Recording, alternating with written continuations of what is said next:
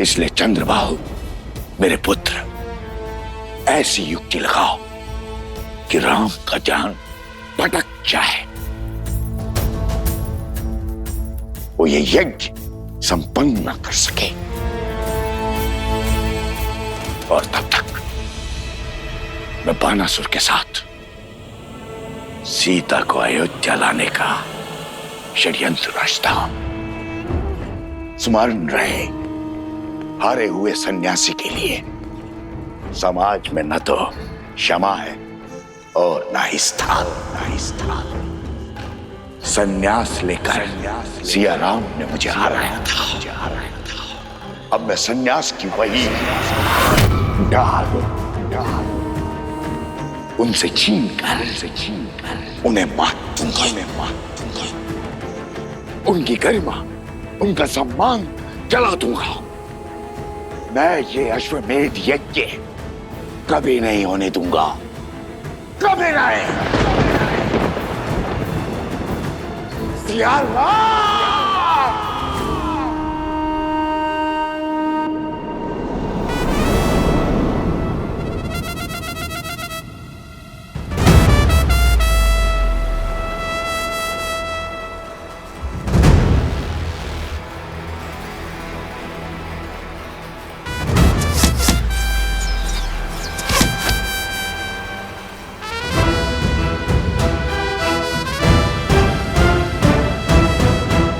इसमें कौन सी बड़ी बात है लवकुश?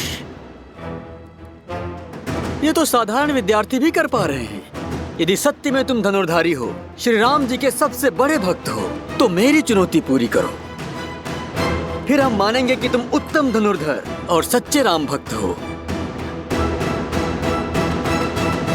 क्या है चुनौती? अभी बताता हूँ।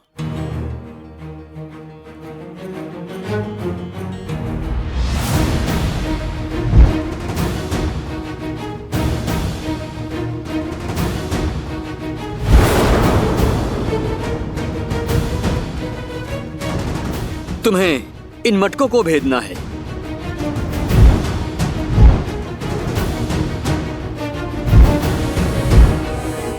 बोलो, भेद पाओगे इसे?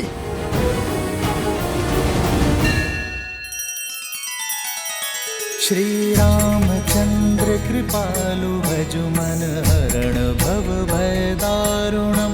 नव कंज लोचन कंज मुख कर कंज पद कंजारुणम। सिया राम, सिया राम, सिया राम, सिया राम, सिया राम, सिया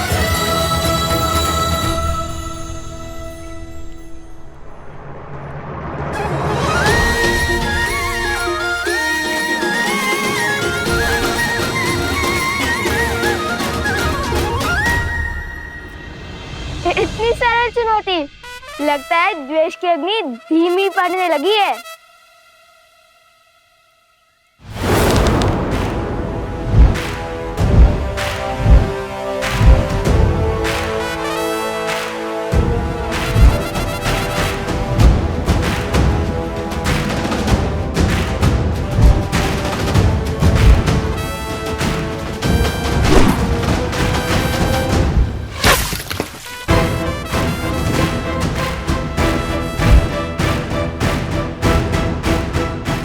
बस इतना ही सामर्थ्य है? बंधु, तुम बहुत अधीर हो, पूरी बात नहीं सुनते। चुनौती एक प्रहार से 3 मटकों को फोड़ने की है। स्मरण है ना राम भक्त, किष्किंधा में कैसे रामचंद्र जी ने एक साथ 7 वृक्ष भेदे थे।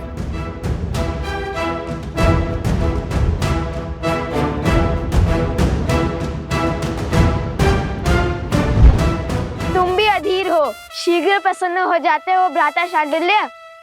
ये चुनौती हम पूर्ण तो करके ही रहेंगे।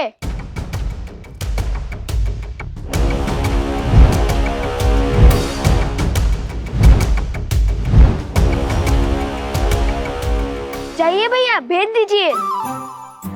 हाँ, भेज दीजिए मटके। वैसे ही जैसे प्रभु राम ने वो सारे वृक्ष भेजे थे। मैं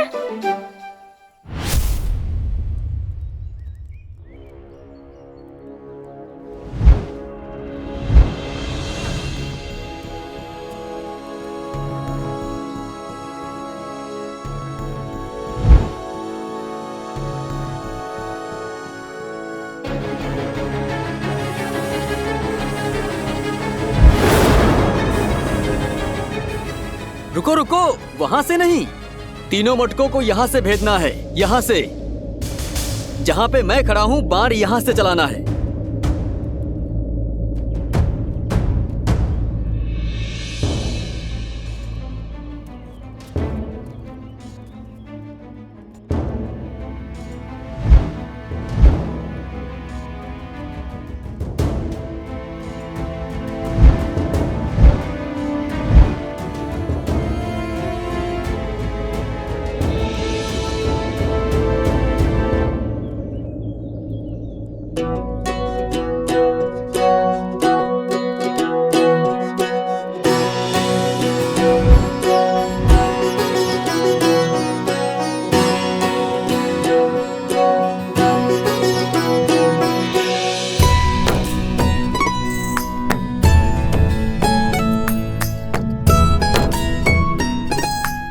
अब ये कहाँ चले? लगता है पराजय स्वीकार कर ली इसने।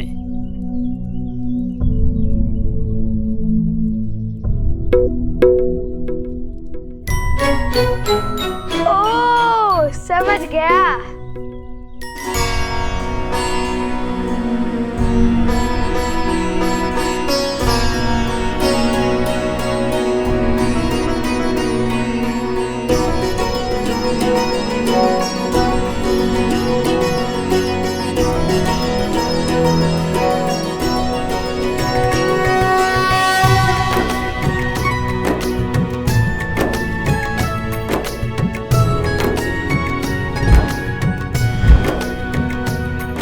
क्या देख रहे हैं भैया?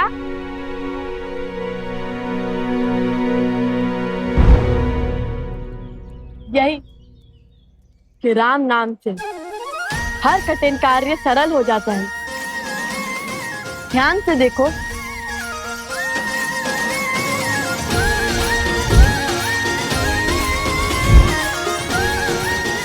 भैया, अब ये 3 मटकों को अवश्य एक साथ भेदेगा। हाँ, अवश्य भेदेगा।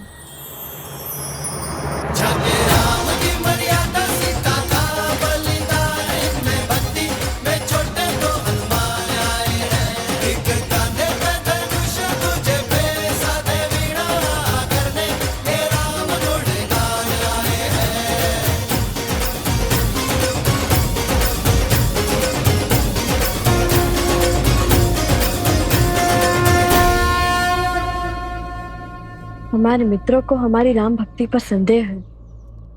जिस राम नाम से पत्थर भी जल पर तैर जाए, उसी राम नाम ने हमें दिशा दिखाई है।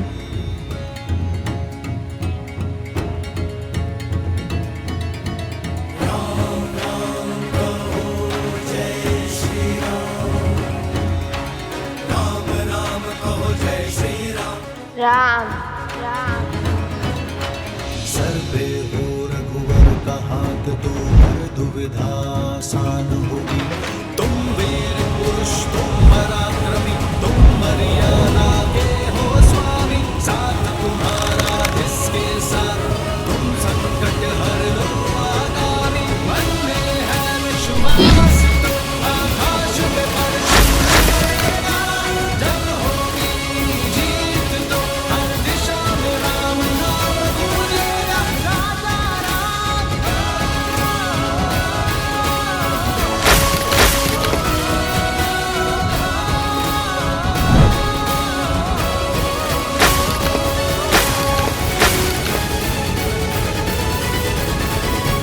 हे प्रभु,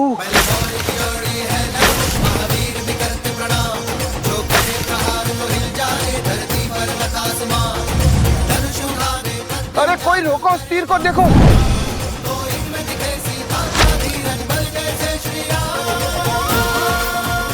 ये क्या हुआ भ्राता?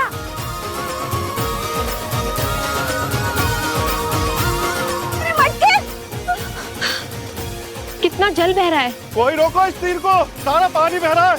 चुनौती वृक्ष पर लटके 3 मटके फोड़ने की थी, तुमने तो आश्रम के सारे मटके फोड़ दिए। इस अपराध का तो घोर दंड मिलेगा तुम्हें। मैंने क्या, पूरे आश्रम ने देख लिया। सच्चे राम भक्तों का पराक्रम। अब लगता है वन देवी का पराक्रम तुम दोनों पर बरसेगा।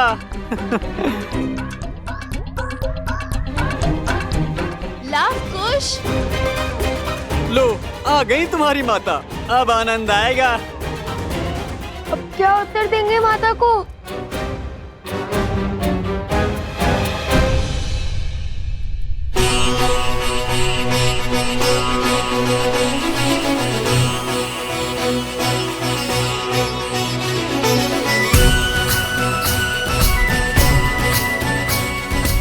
अश्वमेध यज्ञ के विधान के अनुसार ये वेदी 4 अंगुल और ऊंची होनी चाहिए। कुंड तक 21 सीढ़ियां होंगी, सभी 7-7 अंगुल की।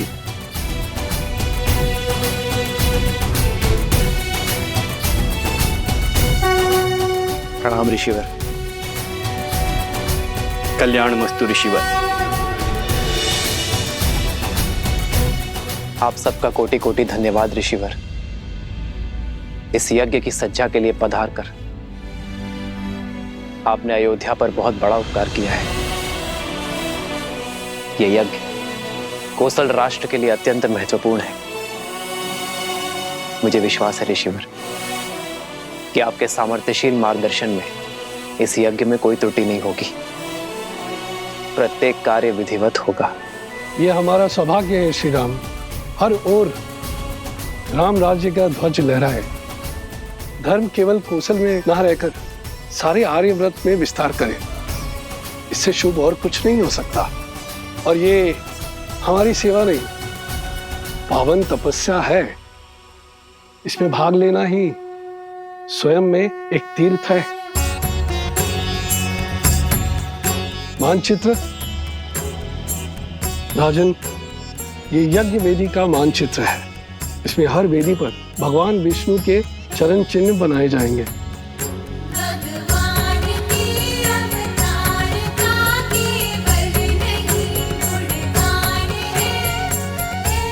आइए।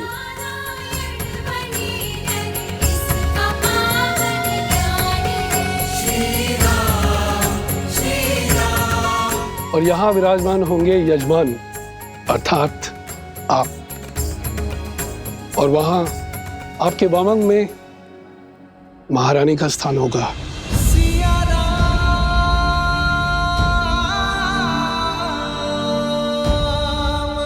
वेदों के अनुसार यज्ञ में यजमान के सपत्नी सम्मिलित होना अनिवार्य है। बिना युगल आहुति के न यज्ञ पूर्ण होता है और ना ही उसका फल मिलता है। आपकी और महारानी की आहुति की शक्ति ही साम्राज्य में सुख और समृद्धि को बढ़ाएगी। राम सिया राम सिया राम।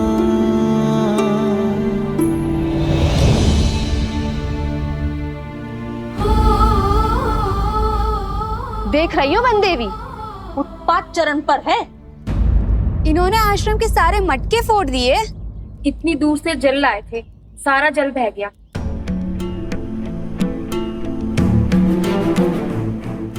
लवकुश, ये कैसी उद्दंडता है? क्यों किया तुम दोनों ने ऐसा? उत्तर दो। ये कैसा खेल था? जो भी हुआ उसका उत्तरदायित्व हमारा है, परंतु ये कोई खेल नहीं था, चुनौती थी। गुरु भ्राता शांडिल्य ने कहा था। वनदेवी, मैंने केवल 3 घड़े कहे थे फोड़ने के लिए, सारे नहीं। आप चाहे तो इनसे पूछ लीजिए। हाँ वनदेवी, बात 3 घड़ों पर ही लक्ष्य साधने की हुई थी। लवकुश, माता, वो शक्ति अधिक लग गई। तुम्हारी इस अधिक शक्ति के कारण आश्रम में एक भी बूंद जल नहीं है।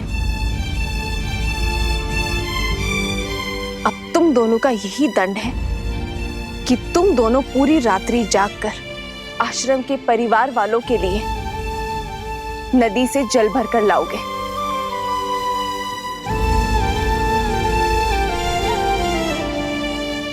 समझे? पर जल लाओगे किसमें? सारे घड़े तो फूट चुके हैं। अब पहले तुम्हें कुम्हार के पास जाना होगा और नए घड़े लेने होंगे।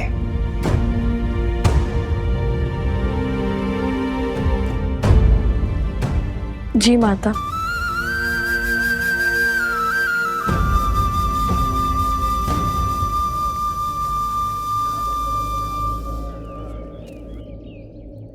आप चिंतित ना हो देवी।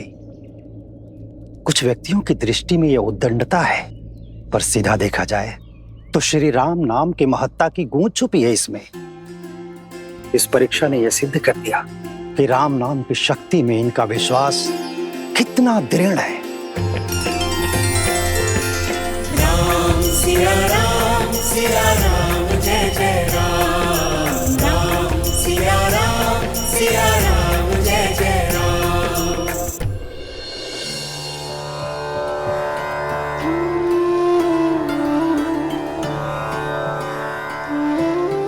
ये लो, ये भी ले जाओ। हम तो केवल 3 जीव हैं। इतने अनाज की आवश्यकता नहीं है हमें, इसे सब में बांट दो। और वैसे भी आश्रम पर जो संकट आया है उसके दोषी मेरी संतान ही तो है। किंतु ये कुमुदनी, ये कोई उपहार या उपकार नहीं है, मेरी क्षमा याचना है।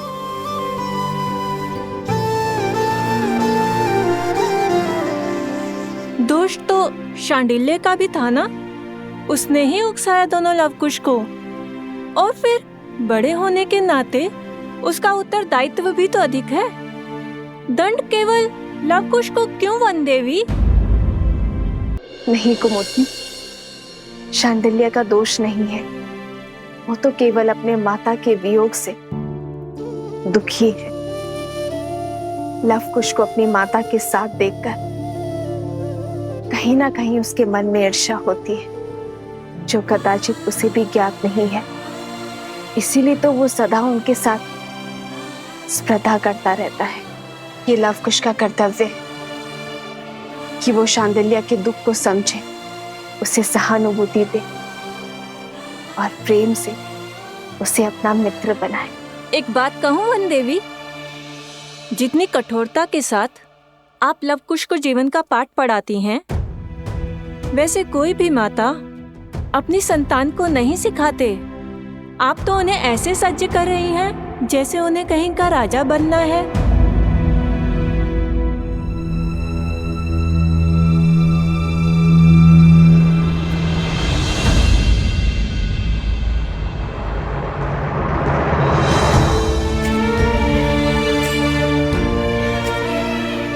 अब इसे मैं कैसे समझाऊं आर्य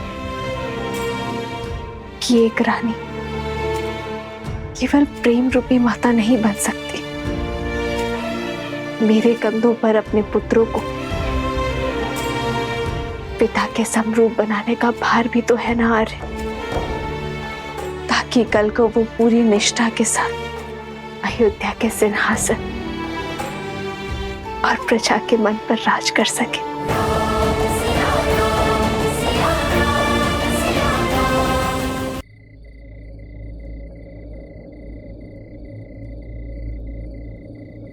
राम। आचार्य,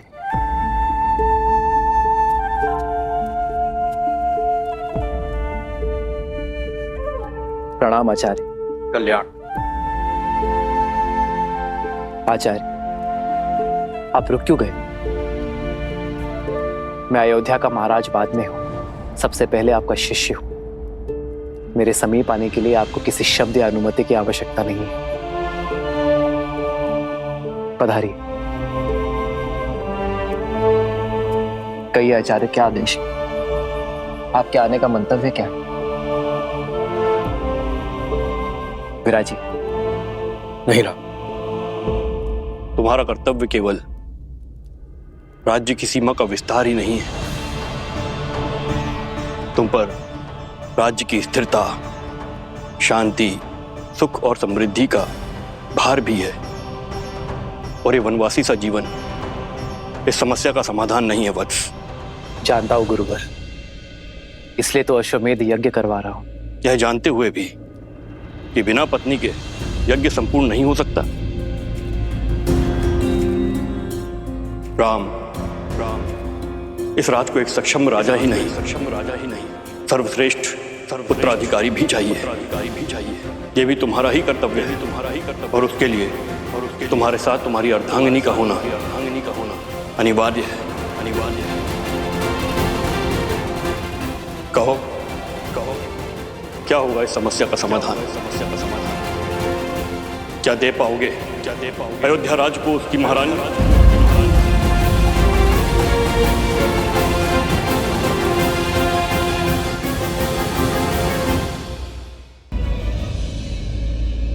तो परिणाम पूरी समाज को भुगतना पड़ता है।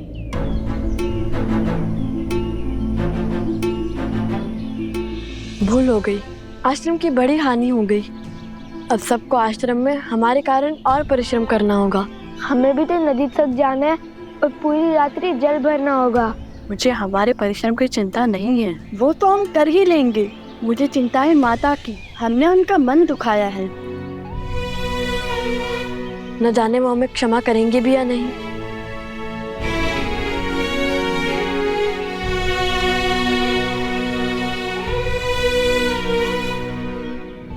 नन्हे बालक हैं, आश्रम के बाहर कैसे जाएंगे? उद्दंडता की है तो दंड तो भुगतना ही पड़ेगा। आश्रम की सीमा को लांघकर घनघोर जंगल में जाना पड़ेगा।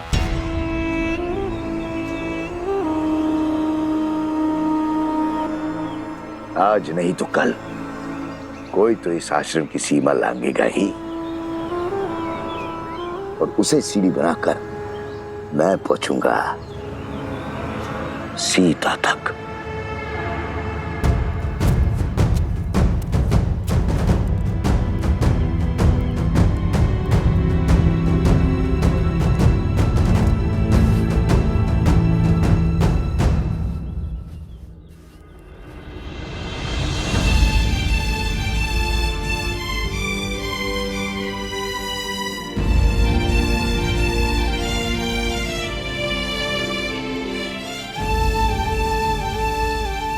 अब ऐसी भूल नहीं होगी माता।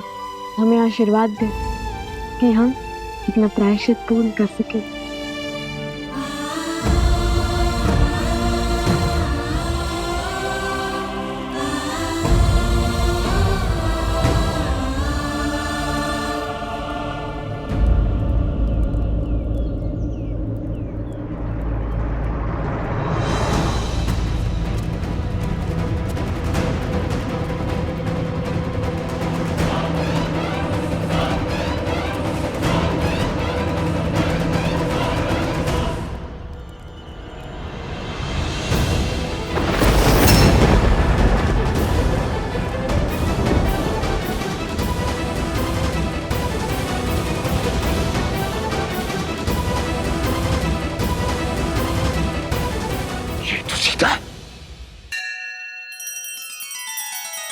श्री रामचंद्र कृपालु भजु मन हरण भव भय दारुणम। नव कंज लोचन कंज मुख कर कंज पद कंजारुणम।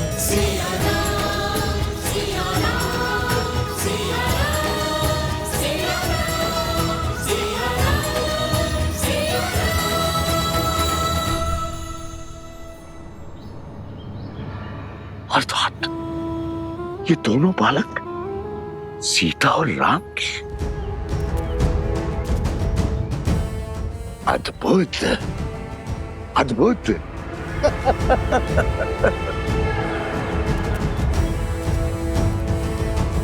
12 वर्ष की प्रतीक्षा अंततः समाप्त हुई।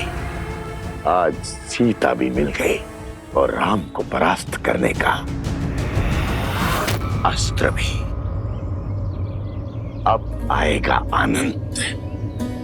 राम राज्य की नींव को राम का ही बीज बिखेरेगा। इसे कहते हैं प्रहार। हाथ भी राम की और गाल भी राम का। माता आश्रम में है तो क्या हुआ, पुत्र तो आश्रम से बाहर आ गए। अब यही दो कोमल कोमल बालक मुझे सीता तक बचाएंगे। राम सिया राम। परंतु भ्राता, जैसे दोषी हम हैं, वैसे दोष धनुष और बाण का भी तो है। 3 मटके को फोड़ने को कहा था, उसने तो सारे आश्रम को जलमग्न कर दिया। धनुष और बाण साधन है कुश, और साधन में बुद्धि नहीं होती। लक्ष्य प्राप्ति के लिए बल और बुद्धि साधक का होता है, इसलिए बुद्धि का उपयोग मनुष्य को ही करना होता है। वाह वाह, ज्ञानी हो भैया। ज्ञानी नहीं, महाज्ञानी हूँ। यदि महाज्ञानी हो तो अपनी बुद्धि का प्रयोग पहले क्यों नहीं किया? सारे मटके तोड़ दो बोल दिया। क्योंकि हमारा मार्गदर्शन राम नाम ने किया था कि लक्ष्य कैसे साधे, और लक्ष्य साधने के लिए शक्ति उतनी ही लगनी चाहिए जितनी उसकी आवश्यकता हो। और यही सीख श्री राम का नाम लिखे बाण ने हमें बाद में दी है। मार्ग तो वो बताते हैं, हम तो केवल अनुभव से सीखते हैं।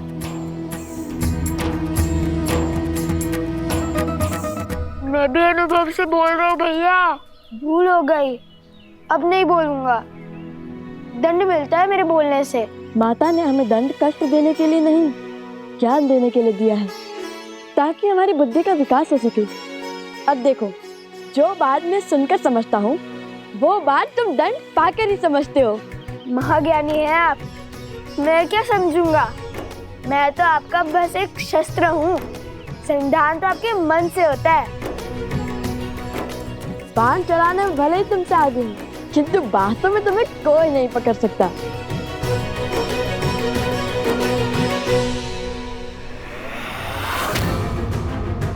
सीता तक पहुंचना है तो उसके पुत्रों को वश में करना होगा। आपके उत्तराधिकारी धर्म और कर्तव्य के पथ के लिए सच हो रहे हैं आर्य। दोनों जितने नटखट हैं उतने ही पराक्रमी भी हैं। अपने पिता की मर्यादा और पूर्वजों के मान का भार उठाने के लिए शीघ्र ही तैयार होंगे आपके लवकुश।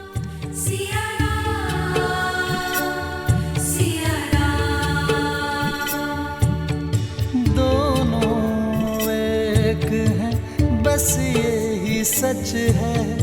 राम लक्ष्य और राम ही पथ है। विरह की आग में जले सिया राम। एक है तन और एक है प्राण। इस रात को एक सक्षम राजा ही नहीं, सर्वश्रेष्ठ उत्तराधिकारी भी चाहिए। क्या दे पाओगे अयोध्या राज को उसकी महारानी? आपको तो भोजन खिला दिया है, किंतु हमारे दोनों पुत्र भूखे होंगे और कुश को तो बहुत अधिक भूख लगती है आर्य।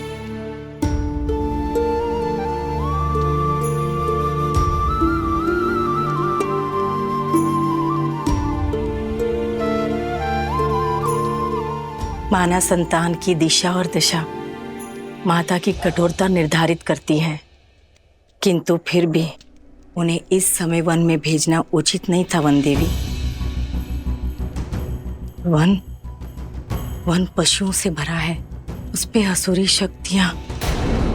लवणासुर अवश्य मर चुका है, परंतु अभी भी असुरी शक्तियां आश्रम के चारों ओर मंडरा रही है, अवसर की प्रतीक्षा में।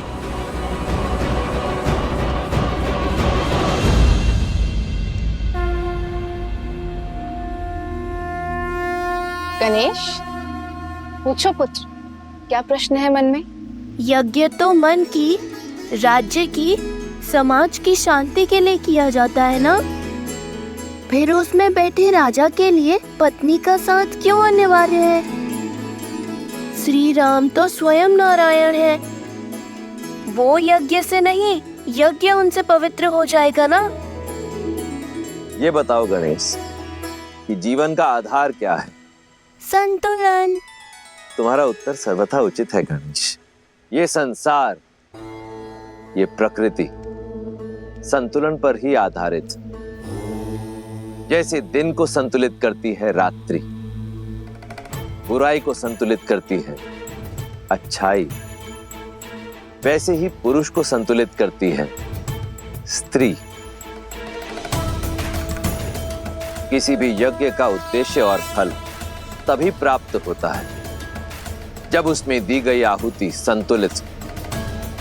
इसीलिए यज्ञ में या जीवन में पुरुष के साथ स्त्री का होना आवश्यक ही नहीं, अनिवार्य भी है।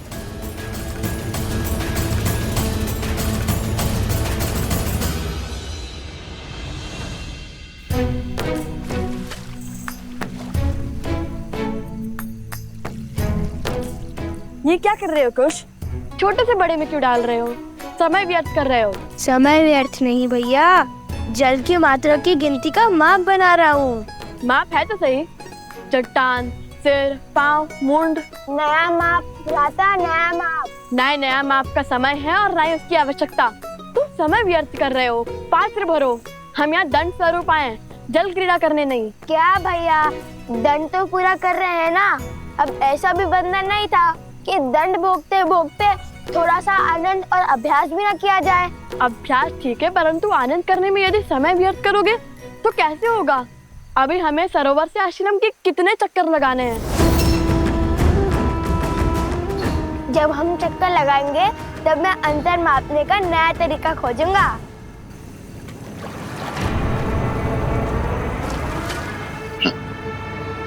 कितने अबोध है ये दोनों बालक। पुनः आश्रम नहीं पहुंचेंगे तो माता को तो ढूंढने बाहर आना ही होगा।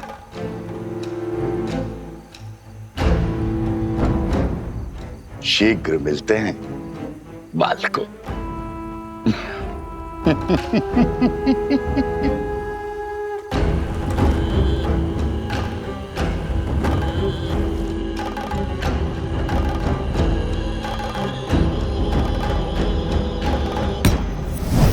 क्या आदेश है राक्षस श्रेष्ठ? किसे सताना है? रहोगे राक्षस के राक्षसी। कभी तो पुण्य का काम किया करो। यहाँ दो सुंदर कोमल अबोध बालक आए हैं और थके हुए भी हैं। उन्हें अपनी शक्ति से निंद्रा दे रहा हूं। बाकी का काम हम स्वयं करेंगे। जाओ।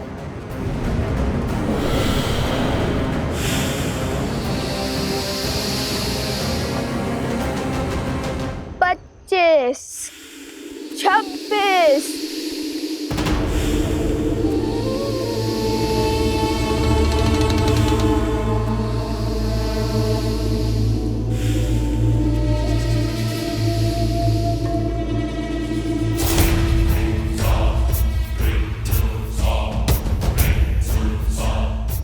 सत्ताईस, 28। ये क्या कर रहे हो कुश? बताया तो था, अंतर गिनने का नया तरीका। पहले भूख, अब ये निद्रा। कुछ भोजन मिल जाता तो कितना अच्छा होता। नहीं, 41। जब तक ये कार्य पूर्ण नहीं होता तब तक ना ही हम भोजन कर सकते हैं और ना ही निद्रा ले सकते हैं। नहीं तो माता के मन को ठेस पहुंचेगी। चलो मैं तुम्हें वो प्रसंग सुनाता हूँ जिसे सुनकर तुम्हें सदा हंसी आती है कि कैसे हनुमान जी ने अपनी पूंछ से लंका में आग लगाई थी। सुनाओ। यदि रोकूंगा तो आप रुकोगे तो नहीं। सुनाई दीजिए।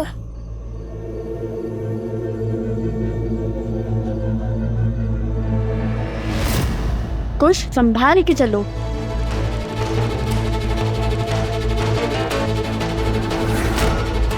कुछ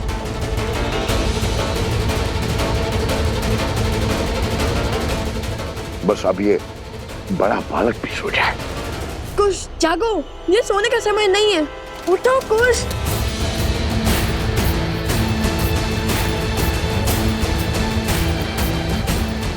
कुछ जागो, कुछ।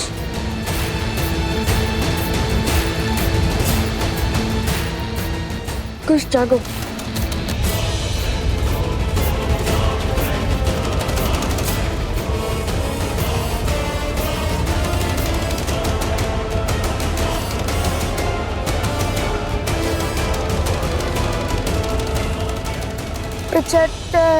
गिनती बोलने की जगह श्री राम का नाम लो, भूख भी मिट जाएगी और निद्रा भी। चलो बोलो राम। श्री राम। 75 श्री राम। 76 श्री राम। केवल श्री राम। केवल श्री राम। केवल श्री राम। केवल श्री राम। श्री राम। श्री राम। श्री राम। श्री राम। श्री राम। श्री राम। श्री राम। श्री राम। श्री राम। श्री राम। और ये राम का नाम क्यों हर बार मेरे आड़े आता है? सारा परिश्रम व्यर्थ कर दिया। ये थी तुम्हारी शक्ति, बढ़ाओ अपनी शक्ति। अगर ये दोनों नहीं सोए ना तो मैं तुम सबको सदा सदा के लिए सुला दूंगा। जाओ। राम। राम। राम। राम। राम। राम। राम।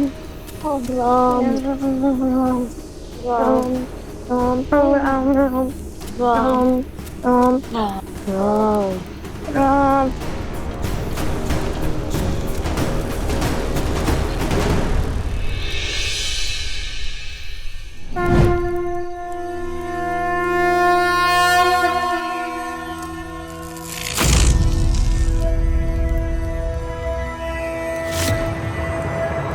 अरे ये कैसा चमत्कार है?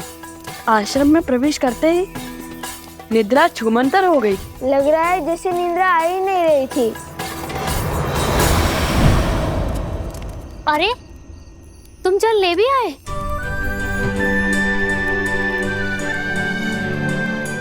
लाओ लाओ हमें दो।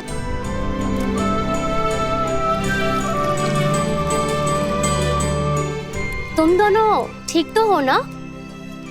बहुत वीर हो। लव, कुश और इतना जल आश्रम के लिए पर्याप्त नहीं होगा, और जल की आवश्यकता होगी। तो क्या वन देवी के पुत्र थकते नहीं हैं?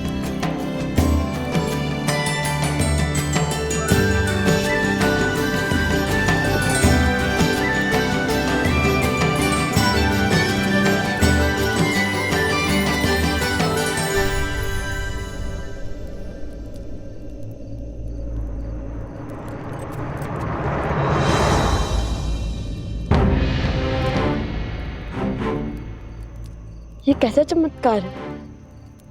आश्रम की सीमा के बाहर निकलते ही निद्रा आने लगती है और भीतर आते ही निद्रा छूमंतर हो जाती है।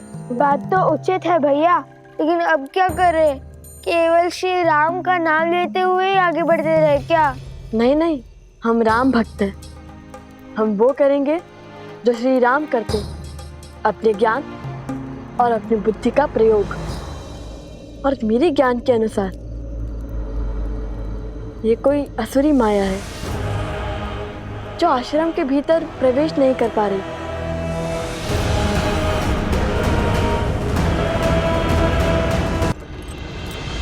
तो आज छिनमिन कर ही लेते हैं भैया। अब आया ना दंड का आनंद। बताइए भैया, कहाँ है वो राक्षस? जो दिखेगा ही नहीं उस पे लक्ष्य कैसे साधोगे?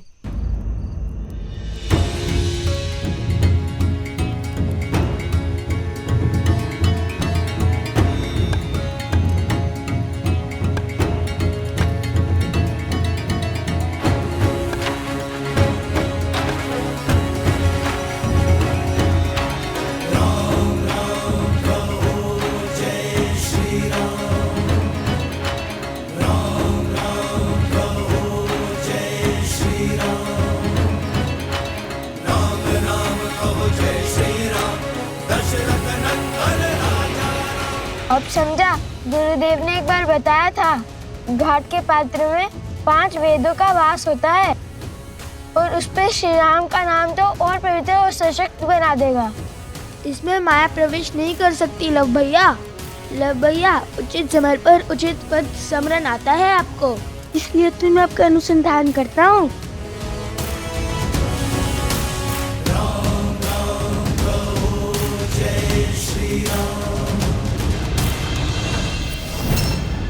एक और अवसर है तुम्हारे पास, लगा दो अपना सारा बल, पात्र में प्रवेश करो और निंद्रा धोने। आप तो जानते हैं ना, राक्षसी माया वर पात्र में प्रवेश नहीं कर पाती और प्रयास भी करे तो असंभव है क्योंकि उन पे राम का नाम लिखा है। राम